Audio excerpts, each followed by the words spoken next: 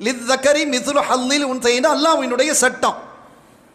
இது பெண்களுக்கு அநீதம் இழைக்கிறதுங்கிற மாதிரி நிறைய பேர் பேசிக்கிட்டு இருக்கிறான். பெண்களுக்கு அநீதம் இழைக்கிறது இஸ்லாம். ஆணுக்கு 2 பங்கு.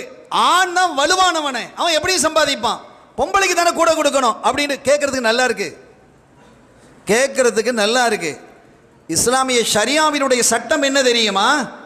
ஒரு பிள்ளையை வளர்க்க வேண்டிய பொறுப்பு, அவளுக்காக செலவழிக்க வேண்டிய பொறுப்பு, அவளுடைய கல்விக்காக, அவளுடைய உடலுக்காக, அவளுடைய உணவுக்காக, உறைவிடத்துக்காக, உடைக்காக, அவளுடைய மருத்துவத்திற்காக யார் செலவழிக்கணும்?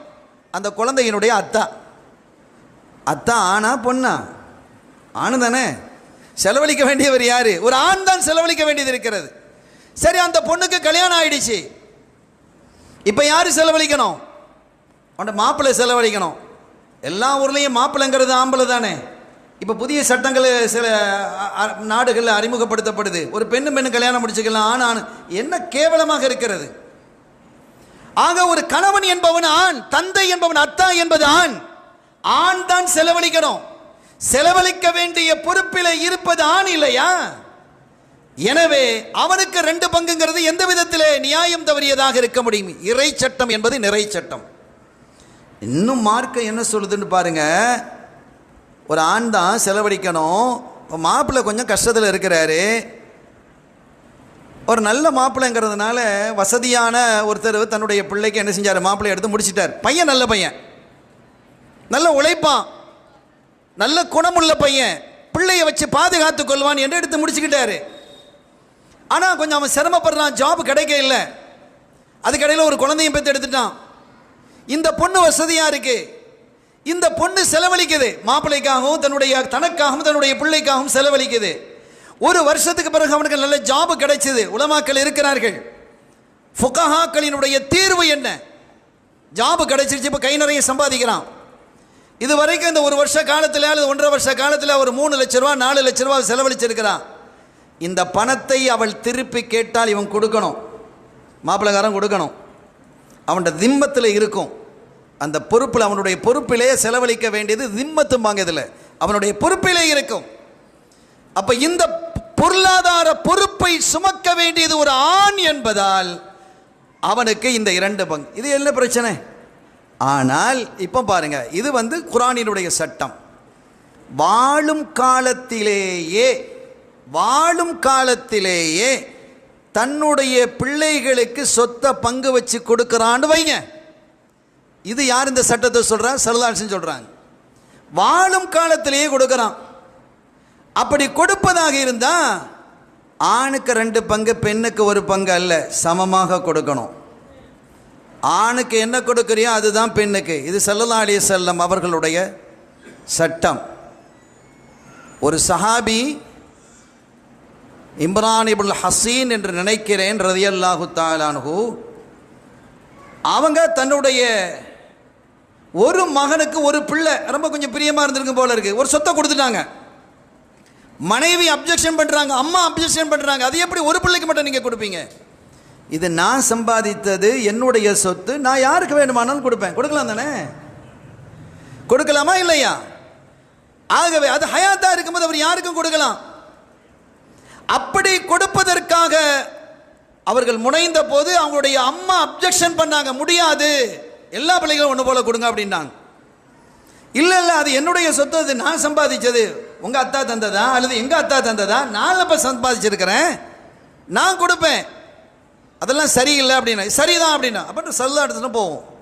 ஸல்லல்லாஹு அலைஹி வஸல்லம் கிட்ட போனாங்க. யாரும் சொல்லலாம், நான் இப்படி கொடுத்தேன், வேறு பிள்ளைகள் இருக்காமல் இருக்கணும். அப்போ என்ன, ஒரு பிள்ளைக்கு கொடுத்து ஒரு பிள்ளைக்கு மறுக்கிற நீ? ஹிபத்து கொடுத்தால், அன்பளிப்பு கொடுத்தால் அதை திருப்பி வாங்காதே என்று சொன்ன நபிகள் ஸல்லல்லாஹு அலைஹி வஸல்லம் இங்கே திருப்பி வாங்கு அல்லது மற்றதை கொடு, எல்லாருக்கும் ஒன்று போல கொடுண்டாங்க. என்ன ஒரு அற்புதமான வாழ்க்கையை இந்த சமூகத்திற்கு கற்றுத்தந்தவர்கள். ஒரு பெண்மணி வர்றாங்க, யாரும் சொல்லலாம், என்னுடைய கணவர் உஹது யுத்தத்திலே மரணித்து போய்விட்டார், ஷஹீதாயிட்டார், உங்களுக்கு தெரியும், எனக்கு 2 பொம்பளை பிள்ளைகள் இருக்கிறாங்க. அப்போ சொத்துனுடைய அந்த வாரிசு ஆயத்துக்கள், வராசத்தினுடைய ஆயத்துக்கள் இறங்காத காலம் அது. இந்த பெண் முறையிடுகிறார், என் கணவரை பற்றி உங்களுக்கு தெரியும், உங்க தோழர் அவர் ஷஹீதாயிட்டார், 2 பொம்பளை பிள்ளைகள் இருக்கிறாங்க, நான் காப்பாற்றி அதை கல்யாணம் முடிச்சு வைக்கணும்.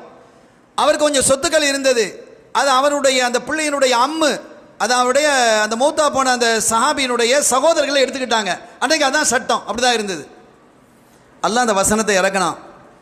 எடுத்ததை திருப்பி கொடுத்து பிள்ளைகளுக்கெல்லாம் கொடுக்கப்பட்டதுக்கு பிறகு ஒரு பெண்ணாக இருந்தால் பாதியை கொடுக்கணும், 1க்கு மேலே இருந்தால் 3ல் 2 பங்கு கொடுக்கணும் என்றெல்லாம் சட்டத்தை எல்லாம் இறக்கி அது திருப்பி எடுக்கப்பட்ட அந்த பொருட்களை கொடுக்கப்பட்டது. இப்படி இந்த சமுதாயத்தை பக்குவப்படுத்தி ஒழுங்குபடுத்தி கட்டுப்படுத்தி நேர்படுத்தி அழகுபடுத்தி ஒரு சங்கையான ஒரு வாழ்க்கை வாழ வைத்த ஒரு அழகான ஒரு வாழ்க்கையை தந்த இந்த கண்மணி நாயகம் ஸல்லல்லாஹு அலைஹி வஸல்லம் அவர்களுக்காக ஒரு விழாவை எடுப்பது என்பது எப்படி பித்அத்தாகும்? எத்தனை விழாக்கள், அந்த புத்தகம் வெளியிடுறோம், அந்த மலரை வெளியிடுறோம், நீங்கள் விழாக்கள் நடத்தினீங்களா? ரசூலுல்லாஹ் காலத்தில் அப்படி நடந்ததா? என்ன ஆச்சரியமாக இருக்கிறது. இது நம்மீது கடமை இல்லையா? ஃபல்யஃப்ரஹூ என்கிறான். குல் பிஃபத்லில்லாஹி வ பிரஹ்மதிஹி, அல்லாஹ்வுடைய ஃபضலை கொண்டும் அல்லாஹ்வுடைய ரஹமத்தை கொண்டும் நீங்கள் குதூகலம் அடையுங்கள் என்கிறான் அல்லாஹ். குர்ஆன் தானே சொல்லுது. ஃபضல் என்றால் என்ன? குர்ஆன்.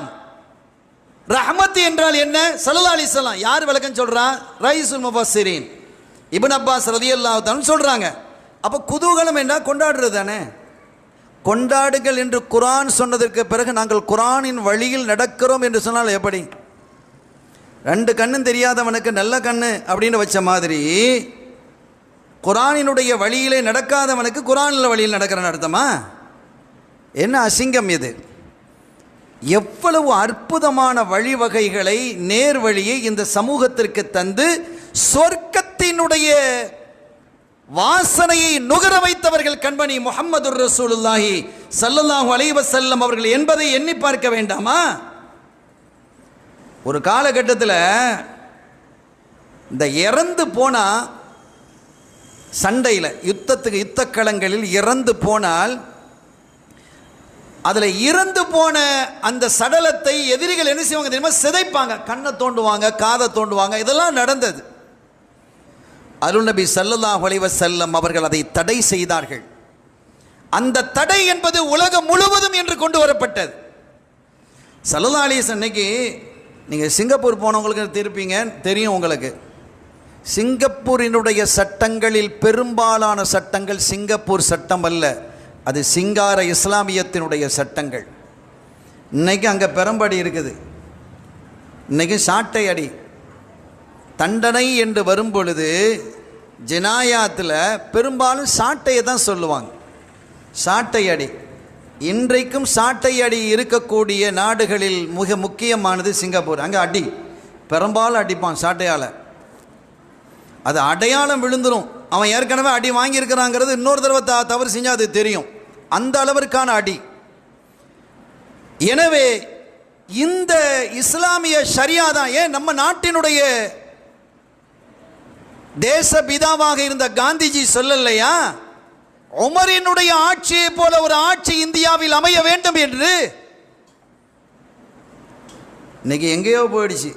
உமர் ரலியல்லாஹு அன்ஹுடைய ஆட்சி அமையாட்டாலும் பரவாயில்லை, ஃபிரௌனுடைய ஆட்சி அமையாக இருந்தால் பரவாயில்லை, நல்லா இருக்குமா இல்லையா? ஃபிரௌனினுடைய ஆட்சி. அருமையான பெருமக்களே, அந்த உமர் ரலியல்லாஹு தஆலா அவங்க என்ன சொன்னாங்க தெரியுமா?